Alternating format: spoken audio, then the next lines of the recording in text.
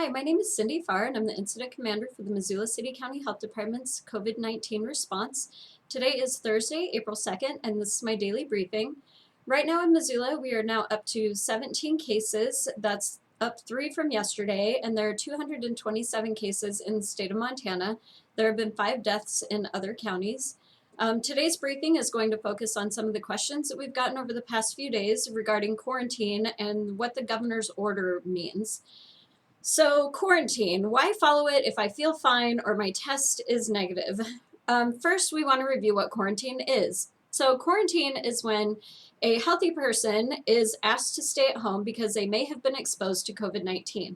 That's different than isolation, which is when sick people are separated from other people due to known infection with COVID-19.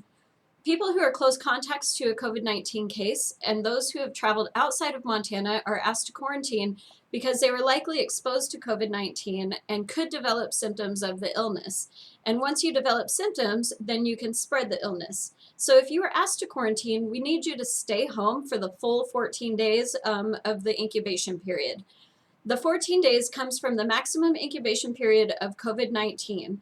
That means that you can develop the disease at any time during that 14-day period.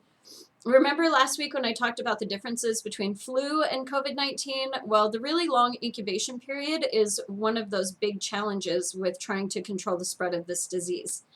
So if you were asked to quarantine and you're well at the end of the 14 days and you're not having any symptoms, you do not need to go and get a test. That just means that you get to get released from quarantine and you can go on about your regular business. If you develop symptoms during quarantine, then we do need to get you connected with a healthcare provider, if possible, and get tested, and at the minimum follow the instructions from our office or a healthcare provider regarding isolation. We're also getting the question, if I'm asked to quarantine, can't I just go and get a test to show that I'm negative? And the answer is no to that for a lot of reasons. First, if you don't have any symptoms, you don't need to get tested. As we've discussed several times, that's just not the way that the test works. You have to actually be having symptoms in order for the test to be accurate. There's no good evidence that the test can detect exposure in advance of illness or assess someone's risk of developing COVID-19. The test can only diagnose someone who has a respiratory illness as having COVID-19. That means if you're in quarantine and somehow you get tested, a negative test result is not going to tell you that you're not going to still continue to develop the symptoms at some point after you have that negative test.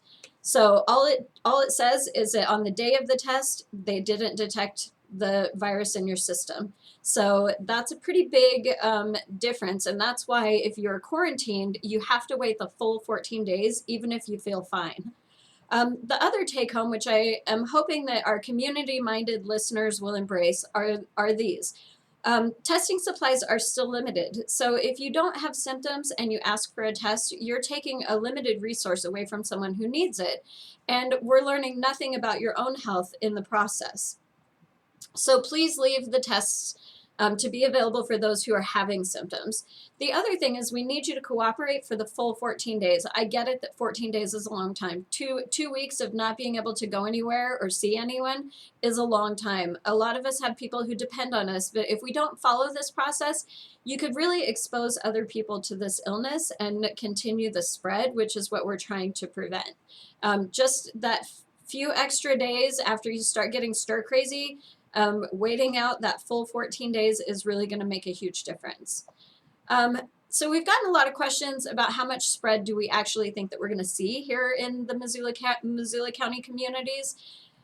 We're connecting with an epidemiologist at the University of Montana to help us look at the numbers and to help us try to understand what we might be able to expect.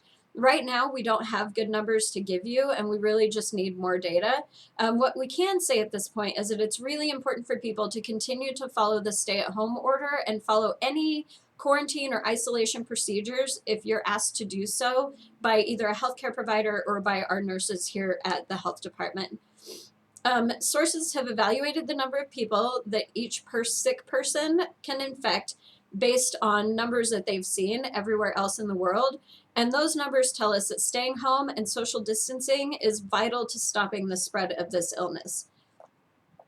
So now I want to talk a little bit about the governor's order. Um, Earlier this week, the governor issued a mandatory quarantine for people who have traveled from outside of Montana. So what that means is that anyone who traveled outside the state, whether it's domestic within the United States or international, need to stay home for at least 14 days from the day that they return to Montana. The order also applies to tourists who are asked to quarantine at their hotel or their Airbnb or other short-term stay facilities. So if you're a tourist and you're staying in one of those places, you're not exempt from that 14-day quarantine period. It just means you have to stay there for that 14 days. Those traveling through without staying overnight, those here who are on business and traveling healthcare workers are the only ones who are exempt from that quarantine order. The National Guard is going to start conducting let me start that over again. The National Guard is going to start conducting temperature checks at airports and railway stations for travelers who are arriving into the state. Those with symptoms are connected to healthcare provider through a telehealth system. So they do a video chat with a provider. Even if you're not flagged for symptoms at those checkpoints, the quarantine order of you have to be quarantined for 14 days if you travel from outside the state still stands. So you still have to stay home for those 2 weeks. Or if you're here staying in a hotel or Airbnb or other short-term stay facility, you have to stay there for those 2 weeks.